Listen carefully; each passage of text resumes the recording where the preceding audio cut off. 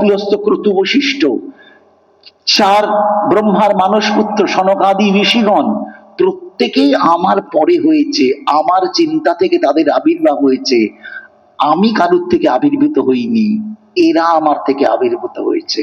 তাই আমি হচ্ছি আদি পুরুষ। সেই জন্যই যখন ব্রহ্ম সংহিতায় ব্রহ্মাজি স্তব করছেন ভগবানের, তখন বলছেন কি, গোবিন্দম আদি পুরুষম, গোবিন্দম আদি পুরুষম তমহং ভজামি, গোবিন্দম আদি পুরুষম তমহং ভজামি। সেই ব্রহ্মাজি ভগবানের সেই ধ্যানে বললেন, তুমি সেই আদি পুরুষ, তোমার ভজনা করছি। এখন ভজনা কি করে করবে? আমাদের তো বাড়িতে কোনো ক্রিয়াকর্ম হলে, এই শুভ কর্ম হোক বা যাই হোক সামাজিক কর্ম, ব্রাহ্মণ এসে ফর্দ দেয়, তাই না? বিয়ে পৈতে ভাত সব তো যাই হোক, তো পার্ট অফ লাইফ, অস্বীকার তো করা যায় না।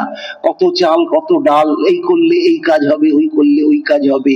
যজ্ঞ করতে গেলেও এই যজ্ঞ ডুমুর লাগবে, সমিত লাগবে, কি লাগবে, বেলকাঠ লাগবে, এত কি বেলপাতা লাগবে, কি তিল জবের মিশ্রণ লাগবে, দ্রব্য। তা আমার স্বরূপকে উপলব্ধি করবে এবং আমাকে পাবে। ভগবান একটা ফর্দ ধরালে পারতেন তো, যে এইটা এইটা দিলে দশকর্মা ভান্ডার থেকে, বাজার থেকে এইগুলো কিনে কিনে এনে যদি দিতে পারো, তাহলে আমার স্বরূপকে তুমি উপলব্ধি করতে পারবে। বুঝতেই পারছেন আমি এগুলো ব্যঙ্গ করছি, যে এরকম কোনো লিস্ট ভগবান কাউকে দেননি। তার বদলে তুমি কি করলে আমাকে পাবে, তার জন্য তোমার অর্থবিত্ত, জ্ঞান, পাণ্ডিত্য কোনো কিছুরও দরকার নেই। তোমার একটা মানসিক অবস্থাটাকে জানতে হবে যে তারা কি করে। যেমন ভালো ছেলে আইআইটি মেডিকেল কলেজে যাবে বলে দিন রাত পড়াশোনা করে, আর যেগুলো বখাটে ছেলে রাস্তায় বসে গুলি খেলে ছোটবেলায়, তারপর বদমাইশি করে, মারামারি করে, তারপর হচ্ছে বোমা বাঁধে। দুটোর পথ আলাদা, দুটোর পথ আলাদা। তা তুমি আমার পথে আসতে গেলে কি তোমায় করতে হবে?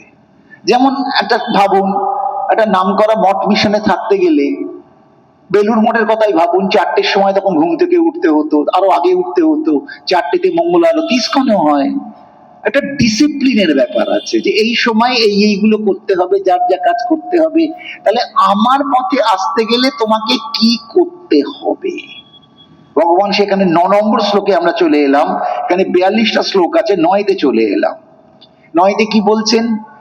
মচ্চিত্তা মদগত প্রাণা বোধয়ন্তো পরস্পরম কথয়ন্তস্য মং নিত্যা তুষ্যন্তি চ রমন্তি চ।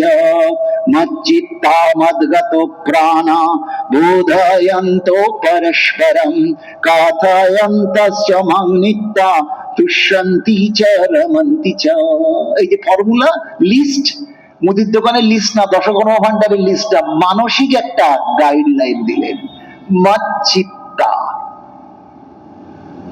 আমরা তো 10-এ আছি, 9 শেষ করেছি কি দিয়ে? শেষ দিন মানে গতকাল 34 নম্বর শ্লোকে মন্মনা ভব করে শুরু হলো, আর এখন বললেন মচ্চিত্তা, তারপরে বলবেন মদগত প্রাণ। প্রতিটা শ্লোক সুর করে পড়া সোজা, কিন্তু হজম করা কিন্তু এত সোজা নয়। লিঙ্ক করতে হবে কার সঙ্গে কার, যেমন আমাদের শির দাঁড়ার মতো একটা হাড়ের সঙ্গে হাড়ের লিঙ্ক আছে, ওটা ছোট বড় হলে কিন্তু সেই কোমরে পিঠে বাঁধতে হবে, আরো কিছু হলে আর ওঠা যাবে না। লিঙ্কটাকে বুঝতে হবে। ওখানে মনমানা ভাবো, এখন বললেন মচ্চিত্তা। তাহলে মন একটা ব্যাপার, চিত্ত একটা ব্যাপার। এই মন আর চিত্ত পার্থক্য কি করে করব, সেটা কিন্তু ভগবান বলছেন না। যেমন শঙ্করাচার্য সব কথা বলেননি, মানে উনি ধরে নিয়েছিলেন এইটুকু জানো না, তাহলে আর করে কাজ নেই। ভগবানও অর্জুনকে ওইরকম বলে দিচ্ছেন, প্রতি কথা ব্যাখ্যা কিন্তু করছেন না। আর অর্জুন অতটাই দক্ষ, সে কিন্তু বুঝে যাচ্ছে। তাহলে আমরা এখন একটা ক্রিটিক্যাল জাংশনের মধ্যে আমি ইচ্ছে করে ঢুকে গেলাম, এটা আমার জন্য একটা চক্রব্যূহ হয়ে যায় মাঝে মধ্যে। আমি যে যে অশান্তিগুলোকে ডেকে ফেলি, তাহলে পাশ কাটা, সবাই পাশ কাটা, কেউ আলোচনা করে না। আমার মাথায় একটু ভূত চাপে মাঝে মধ্যে ওইগুলোকে নিয়ে নাড়ানাড়ি করার জন্য। কারণ রোজ তো চন্দন বেটে সাজানো হয় না। ওই ঘুম থেকে উঠেও গঙ্গা জলও নেই, কিছু নেই, জামা কাপড় ছাড়া নেই, ভোর 5টা থেকে 6টা 6:30 ঘুম ভেঙে গেলে এই গীতাটাকে নিয়ে তখন ঘাঁটতে শুরু করি। একদম কোনো জামা কাপড় ছাড়া না, বিছনা থেকে বেরোনো না, সামনে টেবিলটাকে আলোটা জ্বালিয়ে দিই, পড়তে শুরু করি আর লিখতে শুরু করি, আবার তারপর কাজ হয়ে গেলে ঘুমিয়েও পড়তে পারি। কিন্তু এইটা যেন মাথায় ঘুরপাক খায়, ঘুমের মধ্যেই শ্লোকগুলো মাথার মধ্যে ঘুরপাক খায়। আমাদের ইংলিশ ক্লাসে বলতো যে ইংরেজি বলতে গেলে slip in English, think in English and dream in English. Gita করতে গেলে slip in Gita, think Gita, dream in Gita. ভগবানের কথাগুলো কানে যেন বাজে, যেন ভগবান তোমার কানের কাছে কুরুক্ষেত্রে সেই কথাগুলো বলছে, তোমায় কিচ্ছু করতে হবে না, শুধু এটাকে রিয়ালাইজ করার চেষ্টা করো। তাহলে মনমনা ভাব, এখন বললেন মচ্চিত্তা, চিত্ত আমাকে দাও, আর ওখানে বললেন মন আমাকে দাও। তাহলে মন আর চিত্তের মধ্যে তফাৎ কি করে বের করা যাবে? ভীষণ মুশকিল, কঠিন কঠিন প্রসঙ্গ শঙ্করাচার্য সেখানে ব্যাখ্যা করছেন। ছবি আঁকতে গেলে একটা ক্যানভাস দরকার হয়, ফুল পাতা লতা সিনারি যা করো, একটা ক্যানভাস, ক্যানভাসের ওপরে তোমাকে ছবিটা আঁকতে হবে। আমি হাওয়াতে তো ছবি আঁকতে পারবো না। ওই ক্যানভাসটা হচ্ছে চিত্ত, আর ছবিটা হবে মন। তাহলে চিত্ত যদি তৈরি না হয়, তাহলে মন কিন্তু কাজ করবে না। আরো সহজ উদাহরণ শ্রীধর স্বামীতে চলে যাওয়া যাবে। বিভিন্ন জন বিভিন্ন ভাবে বলছেন, তুমি একটি পদ্ম দেখলে, পদ্মটা দেখে তোমার মনে যেন একটা পদ্ম সৃষ্টি হলো, মেন্টাল। যে কাউকে ভগবানের সেবা দেখলে মনে হয় না আমি যদি এরকম করে সাজিয়ে দিতে পারতাম, এটা কিন্তু মেন্টাল, আমি কিন্তু দিইনি, মনে হচ্ছে। আবার কেউ কাউকে দেখলেই মনে হয় মারি, এটাও কিন্তু মেন্টাল, চিত্ত। ওই যে মনে তৈরি হচ্ছে, করছি না, ওইটা হচ্ছে চিত্ত। পদ্ম ফুলটা দেখে পদ্মটা আমার মনের মধ্যে, চিত্তের মধ্যে প্রতিফলিত হলো, ক্যানভাসে আঁকা হলো, আর মন বললো এইরকম পদ্ম গোবিন্দ চরণে দাও, তখন মন কাজ করছে, চিত্ত তাকে ধরে রাখছে, মন সেটাকে ইমপ্লিমেন্ট করছে। বোঝা যাচ্ছে একটাই সৃষ্টি হচ্ছে, একটা গামলায় তরকারি রইল, ওটা চিত্ত, হাতায় করে যখন দেবেন তখন মনে বলেছে বলেই তো দিলেন, আবার কে চাইলো দিলেন না, ওটাও কিন্তু মন নেগেটিভ, ও চাইছে দূর দূর দূর, হবে না হবে না হবে না, ওটাও কিন্তু মনের খেলা। চিত্তে কিন্তু বাটিতে কিন্তু সব আছে। তাই মন শুধু দিলে হবে না, চিত্ত যদি স্থির না হয় মন কিছু কাজ করতে পারবে না। সেই জন্যই মচ্চিত্তা। আবার এই মচ্চিত্তা মোক্ষ সন্ন্যাসী গিয়ে বলবে মচ্চিত্তা সর্বদুর্গানি মত প্রসাদাত্তরিষ্যসি, মচ্চিত্ত সর্বদুর্গানি মত প্রসাদাত্তরিষ্যসি। এই চিত্ত আমাকে যে দিয়েছে, তার যে কোনো দুর্গতি হোক আমার প্রসন্নতার দ্বারা সে ত্রাণ পেয়ে যাবে। মচ্চিত্ত, চিত্ত যে আমার জন্য রেখেছে, তার যদি কোনো দুর্গতি হয়, যেমন পাণ্ডবদের, মত প্রসাদা, প্রসাদ মানে কিন্তু বারবার বলি পান্তুয়া রসগোল্লা নয়, ওটা অন্য প্রসঙ্গ। আমার প্রসন্নতা, যে চিত্ত আমায় দিয়েছে তার সর্বদুর্গতি আমার প্রসন্নতার দ্বারা ত্রাণ পেয়ে যাবে। তরিষ্যসি মচ্চিত্ত সর্বদুর্গানি মত প্রসাদাৎ তরিষ্যসি। সেই মচ্চিত্ত, তাহলে মচ্চিত্তা মদগত প্রাণা। চিত্ত তুমি আমায় দিয়েছ, শুধু চিত্ত দাওনি, তার সঙ্গে প্রাণটাও দিয়ে রেখেছো, যে আমায় ছাড়া তোমার আর ভাবতে পারো না। এই মচ্চিত্তা মদগত প্রাণা এর উদাহরণ কি সেটা কিন্তু গীতা বলেননি।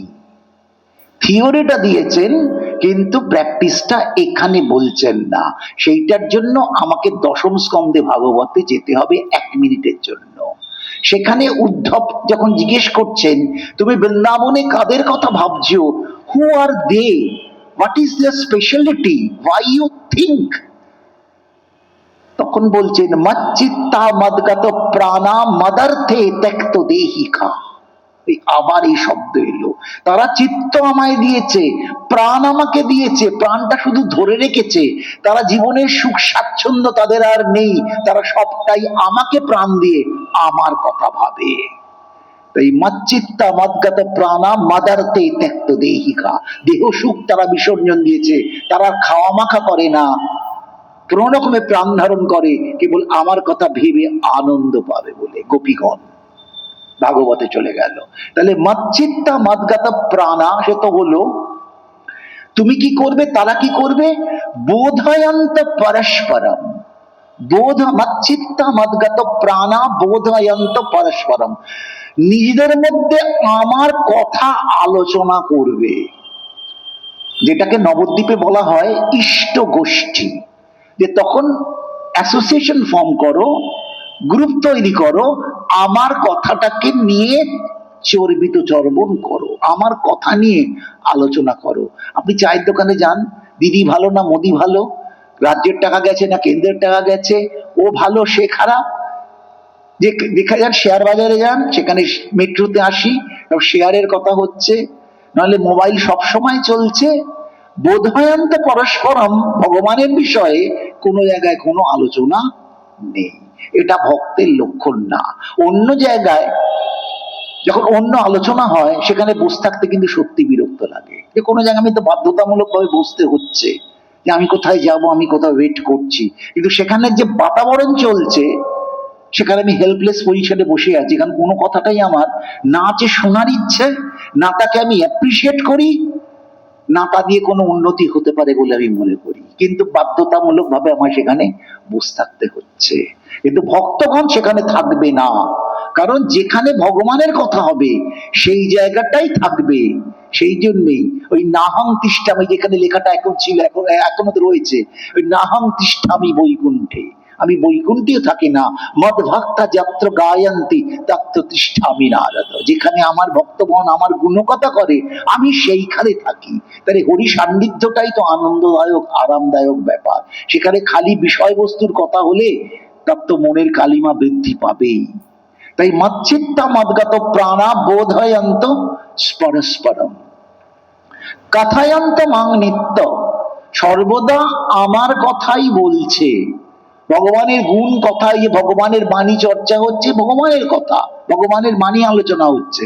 তাতে কি হচ্ছে? তুষ্যন্তি চ রমন্তি চ। তুষ্যন্তি চ মানে আমার কথা আলোচনা করে তারা আনন্দ পাচ্ছে। মাতাল লাল জল ঢেলে আনন্দ পায়, চোর চুরি করে আনন্দ পায়। গতদিন বলেছিলাম রাজবিদ্যার সঙ্গে চুরি বিদ্যা, যার যা বিদ্যা, সে চোর চুরি করে আনন্দ পায়।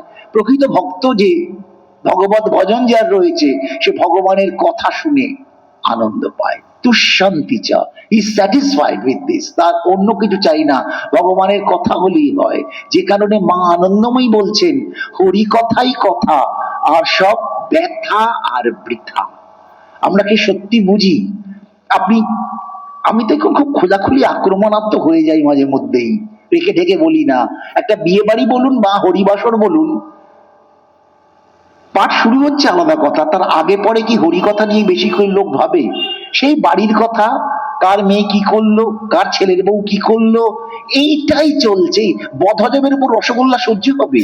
চোঁয়া ঢেকুরি এখন গলা পর্যন্ত উঠছে, সেই সময় যদি বলে 4টে রসগোল্লা খাও, পবিচারা কিছু হবে না।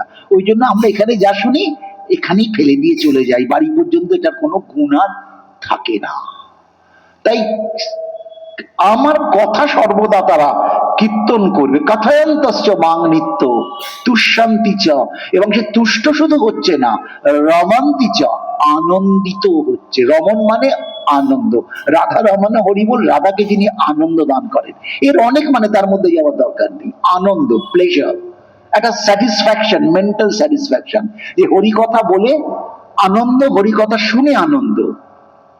যে আপনারা পাঠ শুনতে আসেন, হয়তো কখনো আলোচনা আসে অমুকজন ঠিক করে এটা বলেননি, মনে কিছু অতৃপ্তি থেকে গেল।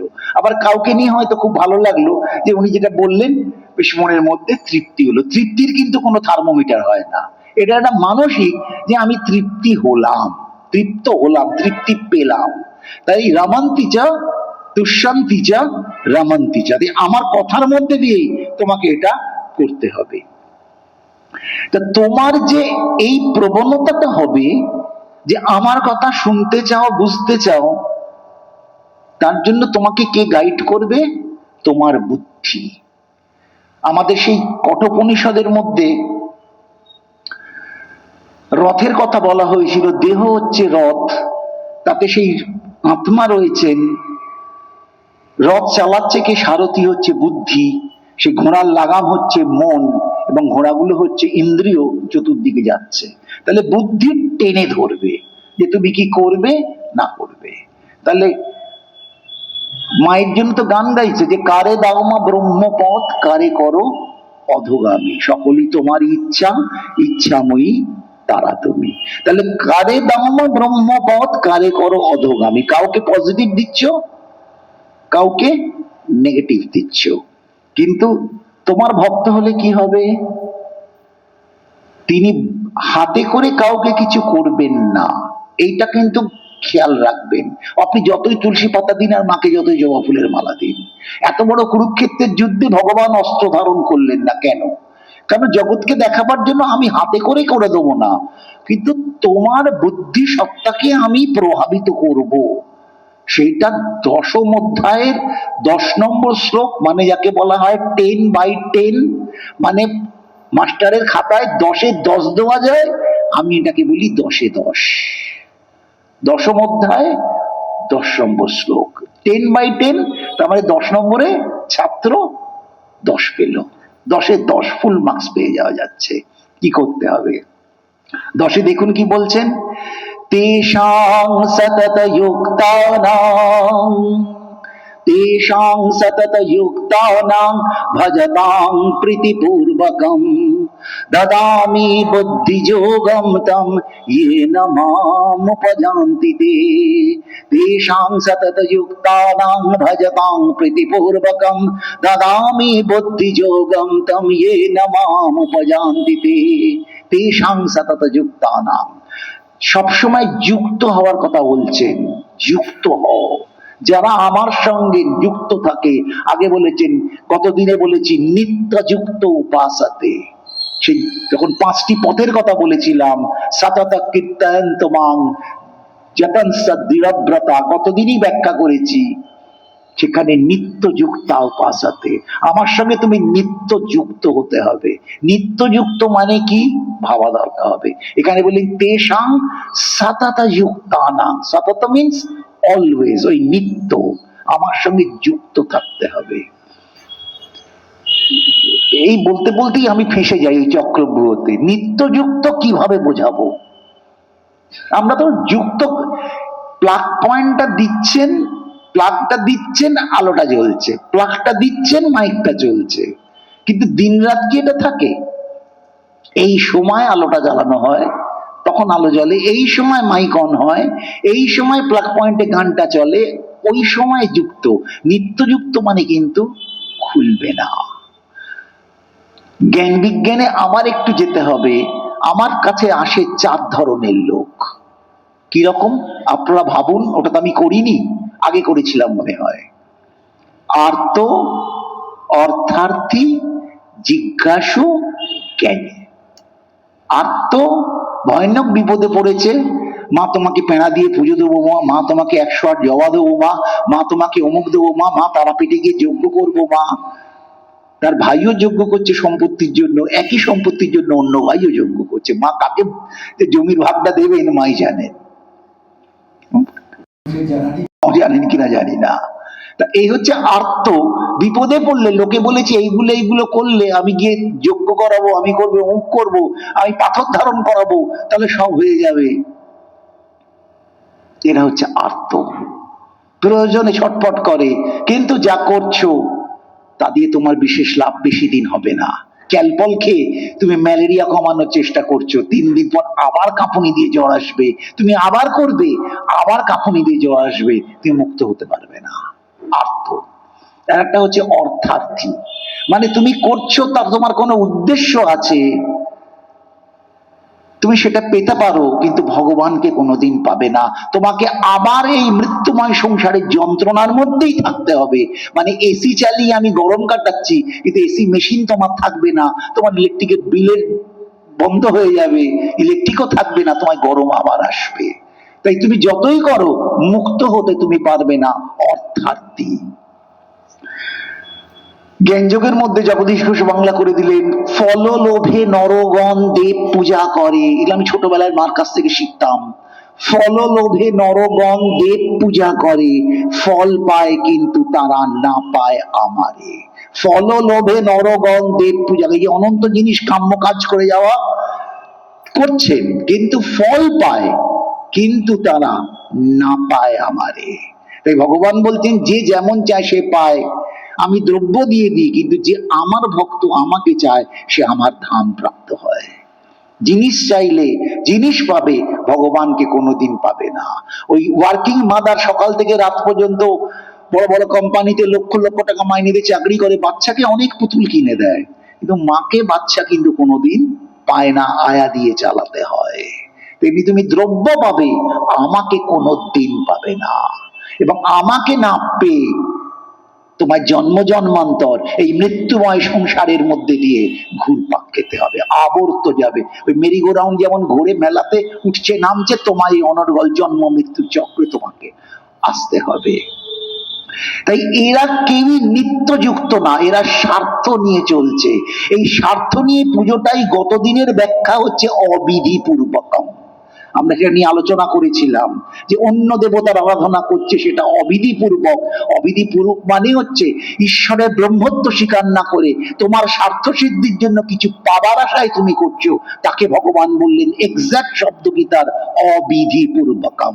এটা বিধিপূর্বক না, মানে নিষ্কাম না গেলে সাধন কোনোদিন সার্থক হতে পারে না। তাই নিত্যযুক্ত সেই হতে পারে, নিত্যযুক্ত উপাসাতে যে তার মন মচ্চিত্ত হয়েছে এবং মন মনাভাব হয়েছে পূর্ণভাবে ভগবানের সঙ্গে, সেই যুক্ত হতে পারে। জैसे विधि রাখে রাম ऐसी विधि রাখো জি, সীতারাম সীতারাম সীতারাম কাহো জি। ভগবানকে পেতে গেলে ধর্মকে রক্ষা করতে হবে। ধর্ম রক্ষাতি রক্ষিত, যে ধর্মকে রক্ষা করে ধর্ম তাকে রক্ষা করে। তা এইটা ব্যাখ্যা করতে গেলে আমার মহাভারতের দ্রৌপদীকে নিয়ে বলতে শুরু করতে হয়, সেটা কোনোদিন এমনি পাঠিতে চলে যাবো। তাই নিত্য অ্যাটাচমেন্ট। তাই এখানে বললেন তেষাং সতত যুক্তানাং, যারা আমার সঙ্গে পাকাপাকি ভাবে যুক্ত, তুলে তার আর কাজ থাকবে না। ভজতাং প্রীতিপূর্বকম, প্রীতির সঙ্গে তাকে ভগবানের ভজনা করে। এই ভজনার জন্য কিন্তু আমি চাল কলার কথা মিন করছি না, আমিও না, কেউ করছে না। সেখানে সতত কীর্তয়ন্তস্য মাং যতন্তদ্দৃঢ়ব্রতা, গতদিনের শ্লোক। সে আমাকে চিন্তা ভাবনা করে আমাতেই সে যুক্ত হয়ে আছে। তেষাং সতত যুক্তানাং ভজতাং প্রীতিপূর্বকম, যখন ওতেই আমার অ্যাটাচমেন্ট, তাহলে আমার ভজনাটা তাকে নেই হবে। যে যাকে কেন্দ্র করে, সংসারের কথা ভাবুন না, ছোট্ট বাচ্চা হয়েছে, তার মা বাচ্চাটাকে নিয়ে ঠিক ভাবছে, এই বাচ্চাটা তো বড় হয়ে অন্য মূর্তি ধারণ করতেই পারে এবং করেও, তখন মা দুঃখ করছে, কিন্তু মা তাকে কি নিজের না খেয়ে, নিজের একটা কিছু খাবার থাকলে ভালোটা বাচ্চাকে খাওয়ায়, বাচ্চা বড় হলে খেলে এসেছে বেশি পোর্শনটা তাকে খাওয়ায়, ভালো সন্দেশ মিষ্টি এলে ছেলেকে আগে খাওয়ায়। তাহলে প্রীতিটা তার কিন্তু সন্তানে। স্বামীর সঙ্গেও কিন্তু বিরক্ত হয়, শেষকালে মনে হয় দুজন দুজনকে দেখলে গা পিত্তি চলে যাচ্ছে, কিন্তু সন্তান নিয়ে কখনো হয় না। সন্তানকে কিন্তু লোক আমার ছেলে বলে, সন্তানের জন্য বুড়ো জাপারে করুক, বাবার দরকার নেই, কিন্তু আমার ছেলে। তাহলে প্রীতি, ভগবান বলছেন তোমার একান্ত নিজের জিনিসের মতো, সেই প্রীতিতে তুমি আমার ভজনা করবে। তেষাং সতত যুক্তানাং ভজতাং প্রীতিপূর্বকম দদামি বুদ্ধি যোগন্তম, এইবার তোমাকে আমি সেই বুদ্ধি দান করছি। এই বুদ্ধি কি? এও তার এক বিপদ। শকুনিরও তো দুর্বুদ্ধি, কে পাশাকে 4 আর 6 বললে 10 হয় না, 3 আর 3 বললেও 10 হয়, সে যা চায় তাই হয়। বুদ্ধিতে হারাচ্ছে, দুর্বুদ্ধি। এই বুদ্ধি না, দদামি বুদ্ধি যোগন্তম, তাকে আমি সেই ইন্টেলিজেন্স দিই। কি করবে? মামলা জিতবে, লোক ঠকাবে, জমিদারি কিনবে। জিয়ে না ইয়ে না, অন্তুস্ত জ হলে ইয়া হয়ে গেল, ইয়ে না মাম উপজান্তিতে, যা দ্বারা সে আমাকে প্রাপ্ত হবে। তেষাং সতত যুক্তানাং ভজতাং প্রীতিপূর্বকম দদামি বুদ্ধি যোগম তং ইয়েন মাং উপজান্তিতে। Those who are attached with me and worship me with love, I give them intelligence with the help of which they get my lotus feet. সেই বুদ্ধি দি যে দিয়ে আমার চরণ পদ্ম সে প্রাপ্ত হবে। যে জগৎবন্ধু সুন্দর বলছেন, জীবের জন্ম পাপ করবার জন্য না, জীবের জন্ম ভগবানের সেবা করবার জন্য।